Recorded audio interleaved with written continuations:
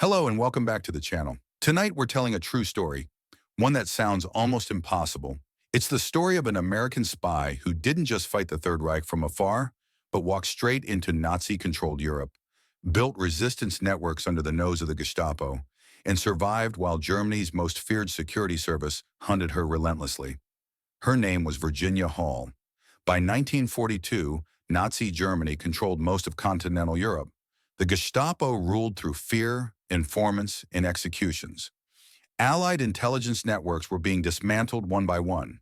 Captured agents rarely survived interrogation. Yet into this deadly environment stepped an American woman with a wooden leg, a slight limp, and an iron will.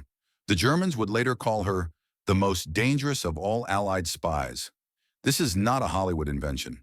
Every part of this story is documented in OSS records, British SOE files, and post-war intelligence histories. Virginia Hall didn't command armies or fly bombers, but her work helped shape the outcome of the war in Europe. Tonight we'll follow how an ordinary American woman became one of the most effective intelligence operatives of World War II, and how she walked into the heart of Nazi power and lived to tell the tale. Virginia Hall was born in 1906 in Baltimore, Maryland, into a well-to-do American family. She was intelligent, independent, and drawn to foreign languages and travel. Her dream was to become a U.S. diplomat. But fate intervened. In 1933, while serving in Turkey, Hall accidentally shot herself in the leg during a hunting trip. The injury was severe. Her left leg was amputated below the knee, replaced with a wooden prosthetic she later nicknamed Cuthbert. At the time, this injury ended her diplomatic career. The U.S. State Department considered her unfit for service. What could have been the end became the beginning. When World War II erupted, Hall volunteered for Britain's Special Operations Executive, the secret organization created to set Europe ablaze. Despite her disability, and against every convention of espionage at the time, she was accepted. By 1941, Virginia Hall was sent into Vichy, France, officially neutral but effectively under German control. Her cover was that of a journalist for the New York Post. In reality, she was laying the foundation for resistance warfare. Operating from Lyon, one of the most dangerous cities in occupied France, Hall began building networks almost from scratch. She coordinated safe houses, forged documents, organized escape routes for downed Allied pilots, and helped arm French resistance cells. She moved constantly, traveling by train, bicycle, and on foot, often alone. The Gestapo was tightening its grip. Informers were everywhere. Arrests came suddenly and without warning. Many resistance leaders were captured and executed within weeks of exposure. Yet Hall survived. She learned how to blend in, dressing plainly, avoiding patterns, never staying in one place too long. Her wooden leg, which could have exposed her, became an unexpected advantage. No one imagined a disabled woman as a master spy. By 1942, Hall had helped rescue dozens of Allied airmen and coordinated sabotage operations across southern France. German intelligence finally took notice. Gestapo chief Klaus Barbie, later known as the Butcher of Lyon, personally ordered her capture. She was described in German files as extremely dangerous and highly skilled. As arrests mounted, Hall knew her time in Lyon was ending. The Gestapo was closing in. Several of her contacts had been tortured. Others disappeared. In November 1942, after Germany fully occupied Vichy, France, Hall was forced to flee. Her escape was extraordinary.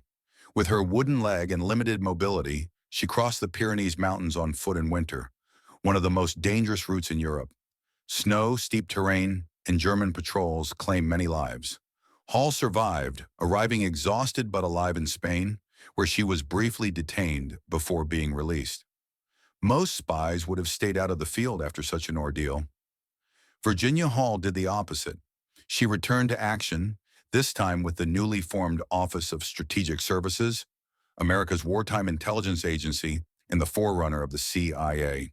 In 1944, Hall re-entered occupied France, now disguised as an elderly peasant woman. She dyed her hair, altered her gait, and carried herself differently. Even her closest contacts barely recognized her. Her mission was critical: prepare the resistance for the upcoming Allied invasion. She coordinated weapons drops, trained guerrilla fighters, gathered intelligence on German troop movements, and directed sabotage operations that disrupted rail lines and communications ahead of D-Day. German forces searched relentlessly for her, unaware she was operating under a completely new identity. Resistance fighters later credited Hall's coordination with delaying German reinforcements moving toward Normandy, saving countless Allied lives. By the time Paris was liberated, Virginia Hall had become a legend within intelligence circles. After the war, Virginia Hall received the Distinguished Service Cross, one of America's highest military honors, the only civilian woman to receive it during World War II. She accepted it quietly, refusing publicity. Hall went on to work for the newly created CIA, serving during the early Cold War. Yet her career was marked by frustration. Despite her wartime achievements, she faced institutional resistance and limited advancement. She never sought fame. She rarely spoke of her missions. Virginia Hall retired in 1966 and died in 1982. Largely unknown to the public, but deeply respected by those who understood what she had done. Virginia Hall's story reminds us that the Second World War wasn't won by generals alone. It was also won in back alleys, safe houses, and whispered conversations under constant threat of death. She proved that courage isn't about physical perfection. It's about resolve. An American woman rejected by her own government walked into Nazi-controlled Europe, outwitted the Gestapo, and helped break the grip of the Third Reich from within. Her name deserves to be remembered. If you value stories like this, real history, real courage, subscribe to the channel and join us as we continue uncovering the hidden battles of World War II.